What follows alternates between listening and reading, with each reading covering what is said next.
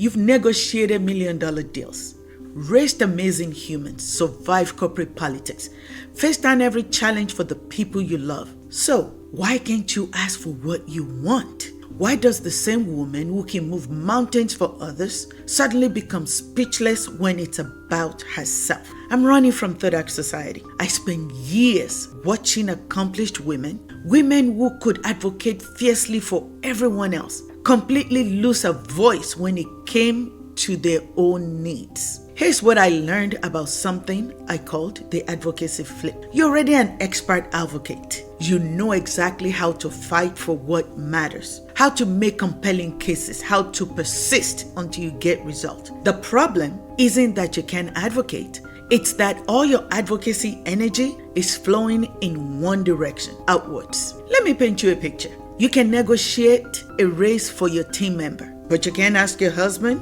or sister to plan vacation this year. You can convince the school board to change a policy that affects all kids, but you can't decide what restaurant you want to go to for your own birthday. You can research the best doctors for your aging mother, for your sister, for your best friend, and coordinate the entire care team, but you haven't been to your own checkup in 2 years. You can write passionate emails defending your daughter's college choices to skeptical relatives, but you make excuses when someone asks what you want to do next. Same woman, same intelligence, same strength, but when the advocacy spotlight turns towards yourself, something shifts. The confident voice becomes uncertain. The clear thinking becomes cloudy. The fierce determination becomes, speechless. This isn't a character flaw, it's conditioning. We've been trained that advocating for others is noble, necessary, even expected. But advocating for ourselves, that feels selfish, pushy, like we're asking for too much.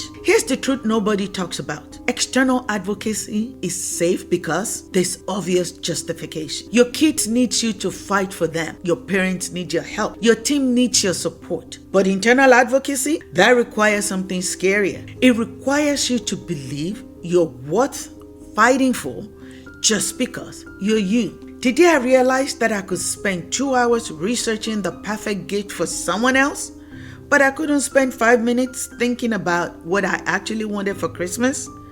I knew something had to change. Here's the real cost. When all your advocacy energy flows outwards, here's what happens. You become excellent at everyone else's life and confused about your own. You can solve their problems, but you can't identify your needs. You know what they should do, but have no idea what you want to do. Your relationships become unbalanced because you're always the giver, never the receiver. People start seeing you as infinitely capable of handling everything, which means they stop asking if you need anything. Most painfully, you start believing that your needs don't matter as much as everyone else's.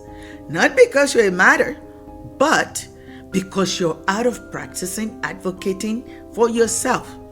I was a wreck when I realized this about myself.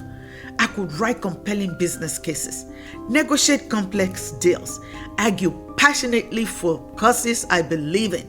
And if you know me, you know I can argue passionately for causes I believe in.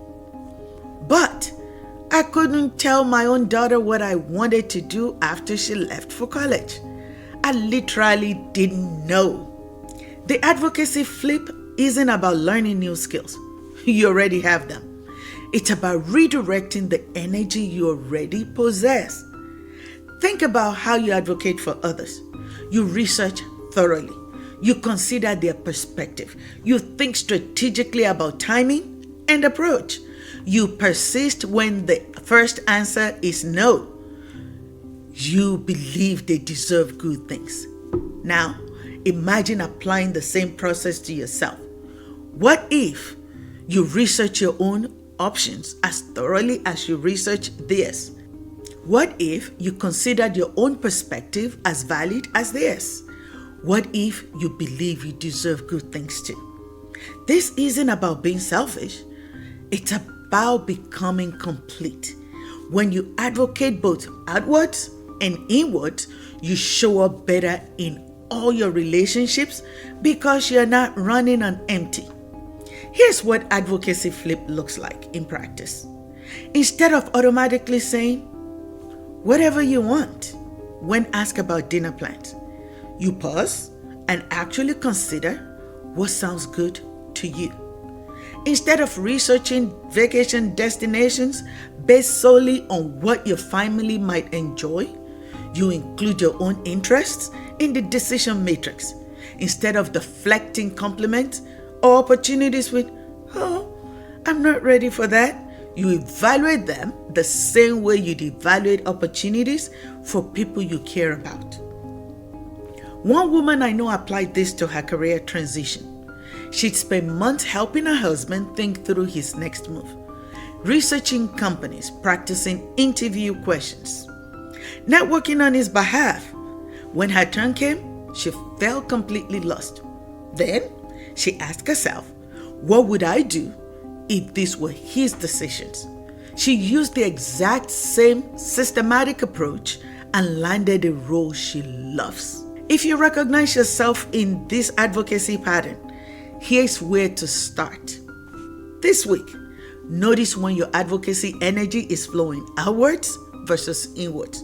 Keep it simple out. When did you research, plan, or fight for someone else? When did you do the same for yourself? Next, pick one small decision you've been postponing. What to do this weekend, what book to read, what class to take.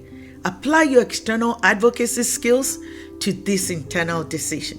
Research it. Consider your perspective. Make a case for what you want. The goal isn't perfection. It's practice. You're rebuilding advocacy muscles that had been dormant, not broken. I've created something called the Advocacy Assessment to help you understand exactly where your advocacy energy is going and why redirecting it feels so difficult. This isn't another personality quiz. It's a practical tool that reveals your specific advocacy patterns and gives you concrete steps to beginning your own flip. You're already an expert advocate. The skills are there. The strength is there. The intelligence is there. You're just redirecting the flow. Your voice matters just as much when you're speaking for yourself as when you're speaking for others. Your needs are just as valid. Your dreams are just as worth fighting for. Grab the advocacy assessment below to discover your unique advocacy patterns and start your flip. And if you're local to the DMV area, join us for our Brewing What's Next meetups, where we practice internal advocacy in a supportive community. What's one thing you advocate for passionately when it's about others, but go silent when it's about you? Share in the comment. You might discover you're not alone in this flip.